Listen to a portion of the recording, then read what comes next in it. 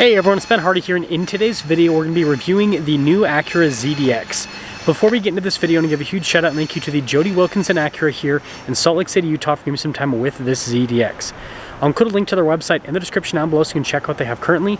I'll also include a link to my car buying guide. Let's get right into it.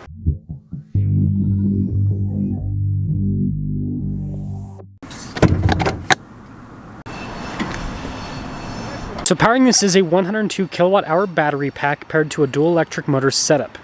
This gives us 304 miles of driving range and then 490 horsepower and 437 pound-feet of torque. Before I move forward with this review, I do want to mention if you want to see more videos just like this, then I recommend you subscribe because I post content every single day. So starting with the hood, you guys can see really sharp lines. I think that looks really cool. And then look at the headlight design here. Very Acura-esque. Still kind of have like the beak appearance. Don't have a grille because it's fully electric, so it's just all closed off. And there's actually another lighting element here. It's kind of dimmer, but that's cool around the beak aspect of the grille. But yeah, putting it all together, looks like an Acura. Now we're on the side here. Our tire wheel setup is 265 by 50 by 20 in the front and over in the rear. And you can see here with the wheels, you've got the silver mixed with the metallic gray. And then that's cool with the fender flare, how that's painted and then different. And then that too, that's cool. Mirror cap also blacked out, and you can see the silver trim around the windows. And then here's your side profile. And this leads us to the key fob. We've got our lock and unlock function, remote start, opening for the hatch, and then you've got the Acura logo there in the back. And yes, it's a GM key fob. Talk about that a little bit more later. Now popping into the rear, you can see there's quite a bit of cargo space in the back. You got the A-Spec logo there on the cover at the bottom. But yeah, it's a practical vehicle. Oh, and I guess we should show underneath. That would be a good thing. So you got more storage there as well. And I messed up the whole mat. Move along. There we go. Closing the hatch. Now you can see the taillights again, distinctively Acura with the design. And this is interesting with the badging. ZDX E, all-wheel drive. Then you got your A-Spec badge there. Lots of badging. But yeah, it's an interesting back-end design with this.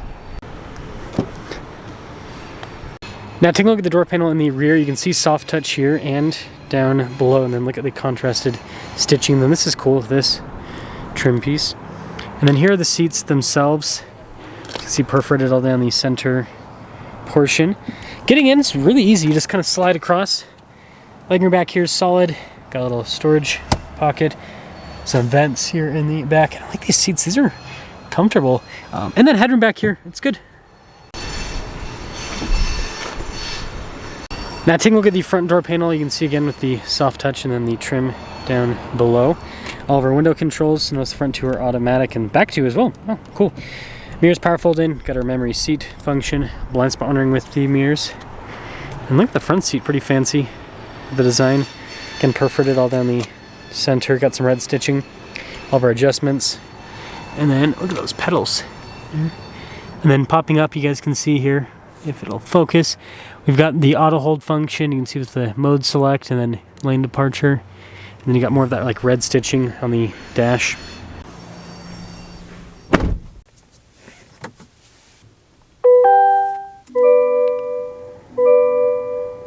Now taking a look at the steering wheel, you can see you've got soft touch here at the top and at the bottom, and that's perforated on either side, more of that red stitching. Radio controls in the back of the steering wheel, and you've got practical controls here in the front. So for the screen, for example, your heated steering wheel function, cruise control, and you can see a little regen paddle there. And then we've got the turn signal windshield wiper stalk, and then a column shifter. So full digital gauge cluster in the center, which we can change, show different bits of information. Pretty cool with the overall UI function. And then you'll notice it shows us our current range. Just a regular backup camera in reverse, good resolution.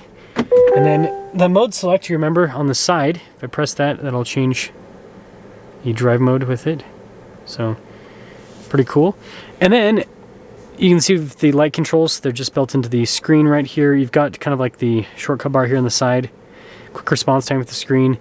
Cool with the ambient lighting. But yeah, easy to use, and you do have a physical volume control. And you can see with the red stitching across the dash, soft touch, and then this trim that goes to the vents. Dual zone climate controls here. And notice we got heated and ventilated seats with the ZDX as well. So I'm glad they have physical buttons for this. It's all really easy to use too. And we've got some USBs here, a little bit of storage, some cup holders, and then a wireless phone charging pad. Center console's got plenty of space. Soft touch trim here on the top. And then got the glove box there. And this one does have a panoramic sunroof. So here's a quick look at the window sticker, 2024 ZDX A-Spec. Base MSRP 68.5 after destination and everything, 69,850. And let's see how it drives. Let's talk about visibility before we set off. Here's visibility of the hood, both the mirrors, and throughout the rest of the rear. Gotta get my cooled seat on all the way. It's hot today. But let's set off. I do have an exciting announcement. They're not here yet, but they do have some Type S coming in as well with this new ZDX. So I'll have a Type S review. And the reason I'm so excited for that Type S review is that's going to be, again, this is the same vehicle as the Honda Prologue, Cadillac Lyriq, Chevy Blazer EV. And so the Type S is going to basically be like the extreme performance variant of this platform. I'm excited to see how that drives. Really excited to see how that performs. So stay tuned for that. But, oh, I also forgot to mention there's storage underneath the whole center console thing. I always forget about that. It's because it's so, like, I'm focused on filming and it's an item that's down low, and so I almost always forget about it. But yeah, let's see how this performs. Smooth.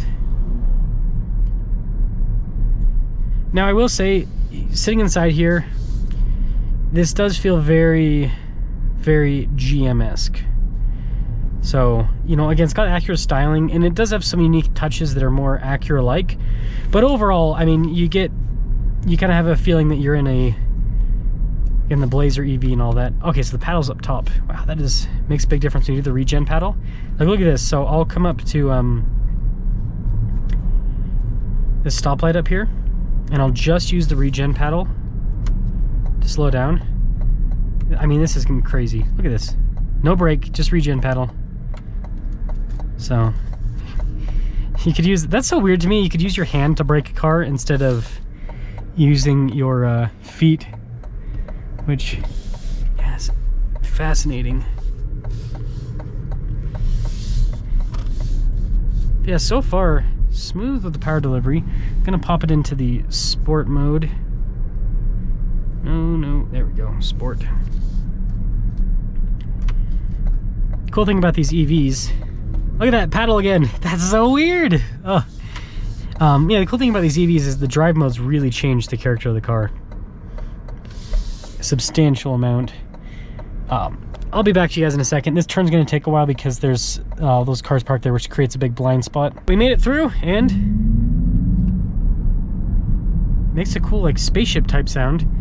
We'll get a better acceleration up here in just a little bit, but yeah, it makes like an interesting spaceship type sound. That's weird.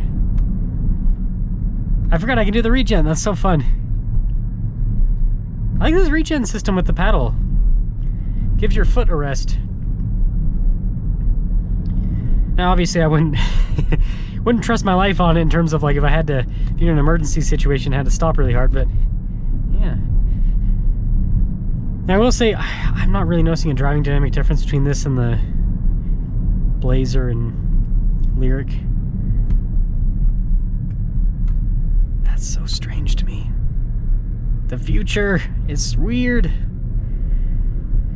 So, we'll get an acceleration here in a second, but to sum things up, ZDX, I think it's a good electric car because I like this platform. I reviewed this platform. I haven't reviewed it in the Prologue yet, but I've reviewed it with the Blazer, the Lyriq, and now the ZDX. And it's just a good platform. It drives well, and power deliveries, again, just like most EVs, is great. It's got good range for an EV.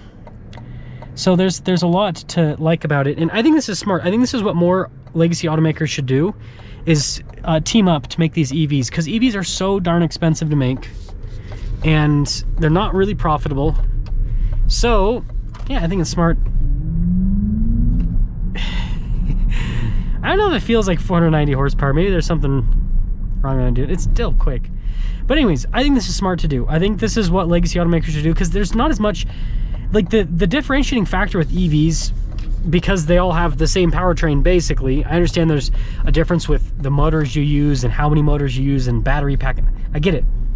But the difference between how a Tesla drives versus how this drives versus how any other EV drives, there are some differences, but not as much as you see with an ICE car. Like the difference between a Nissan Versa and a Corvette Z06 is a much bigger difference between how this drives and a Tesla Model S Plaid, for example.